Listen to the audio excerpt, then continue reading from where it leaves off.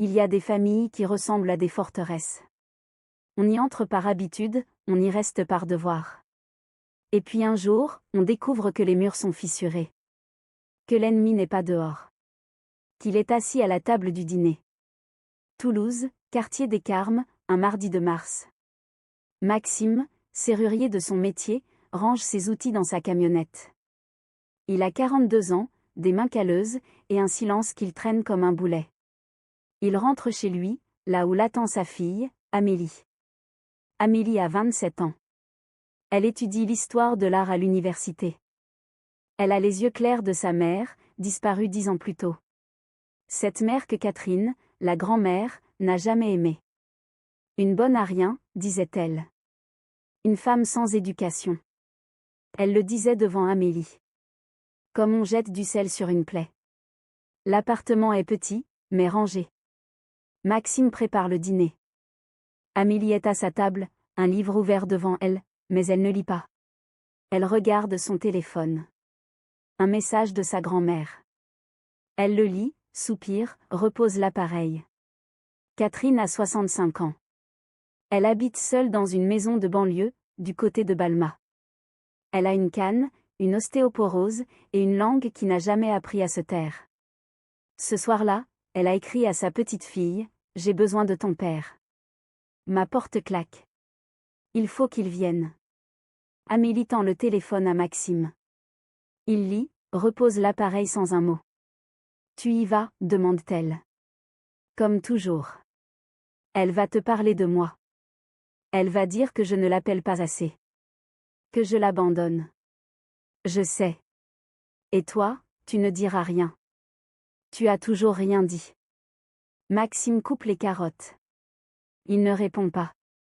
Il n'a jamais su répondre à sa fille. Il a peur de se tromper, peur d'en dire trop, peur de briser ce qui tient encore debout. Le lendemain, il va chez Catherine. La maison sent le renfermé, le tabac froid, le vieux linge. Catherine est dans son fauteuil, les pieds sur une chaise, une cigarette aux lèvres. Enfin, dit-elle. Tu mets un temps fou. Je travaille, maman. Tu travailles. Comme si c'était une excuse. Ta fille, elle, ne travaille pas. Elle étudie, c'est pas pareil. Maxime s'accroupit devant la porte. La serrure est dévissée, le bois fendu. Il sort ses outils, commence à réparer. Catherine parle. Elle parle toujours. Elle raconte que les voisins sont des voyous, que la postière lui a pris son colis, qu'elle n'a plus d'argent. Et puis, comme chaque fois, elle parle d'Amélie. Elle ne vient plus, tu sais. Elle ne m'appelle plus. Elle me laisse crever. Elle travaille, maman. Elle travaille? Depuis quand étudier, c'est travailler? Maxime serre la visseuse plus fort. Le bruit de l'outil couvre un peu la voix de Catherine. Mais pas assez. Cette fille, elle a pris sa mère, tu le sais.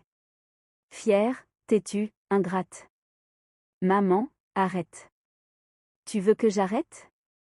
D'accord. Mais qu'elle vienne me dire en face ce qu'elle a sur le cœur. Il y a des mots qu'on devrait laisser dans le silence. Mais les gens comme Catherine les sortent avec une facilité déconcertante. Ils les aiguisent, les répètent, jusqu'à ce que les autres finissent par les croire. Maxime rentre chez lui, les mains noires de cambouis, l'esprit plus lourd encore. Il ne dit rien à Amélie. Il ne dit rien à personne.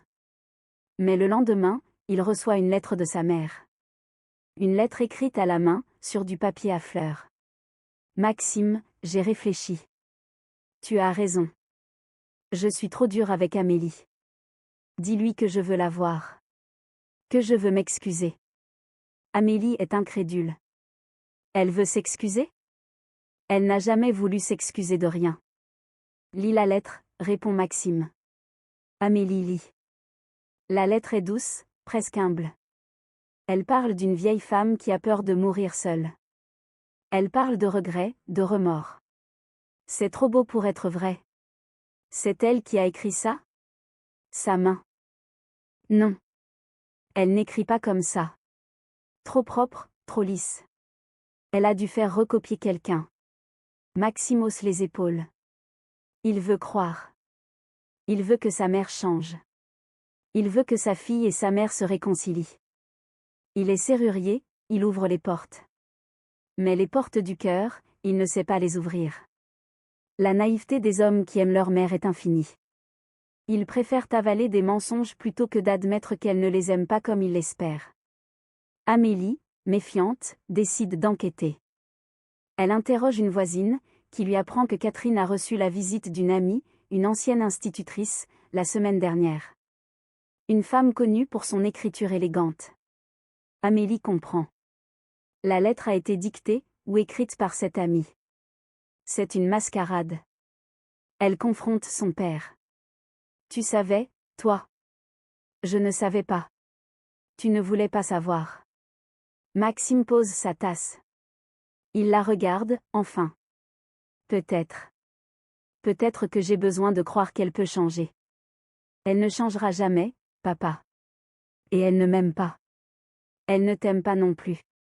Elle t'utilise. Le mot est lâché. Utilise. Il résonne dans l'appartement, contre les murs, contre les années de silence. Maxime est serrurier. Il ouvre des serrures. Mais la sienne, il ne l'a jamais ouverte. Parce qu'à l'intérieur, il y a un petit garçon qui attend encore que sa mère l'approuve. Le soir, Maxime retourne chez Catherine. Il n'a pas appelé. Il entre, la trouve devant la télévision. La lettre, dit-il sans préambule. Tu ne l'as pas écrite. Si. Ton écriture n'est pas comme ça. J'ai fait un effort. Arrête, maman. L'amie institutrice. Je sais tout. Catherine se lève. Pas vite. Elle prend sa canne, se déplace vers la fenêtre. Et alors? Tu veux quoi? Une médaille pour avoir menti? Je voulais la voir. Ta fille. Elle ne vient jamais. Alors j'ai fait ce qu'il fallait. Avec un mensonge? C'est toi qui mens, Maxime. Tu mens à toi-même depuis 40 ans. Tu crois que je suis une bonne mère? Tu crois que je t'ai aimé? Le silence. Maxime reste immobile. 1 seconde. 10 secondes. 1 minute. Non, dit-il enfin. Je ne crois plus rien. Il sort. Il la laisse là, dans son salon, devant son mensonge. Il a fallu 42 ans, une serrure cassée et une lettre contrefaite pour que Maxime comprenne. On peut ouvrir toutes les portes du monde. Mais on n'entre jamais chez quelqu'un qui ne veut pas de nous. Il rentre chez lui. Amélie est réveillée. Elle l'attend dans la cuisine, une tasse de thé à la main. Je lui ai parlé, dit-il. Tu lui as dit quoi? Que je ne viendrai plus. Sauf si elle te demande pardon. Vraiment. Elle n'acceptera jamais. Alors je n'irai plus. Amélie le regarde.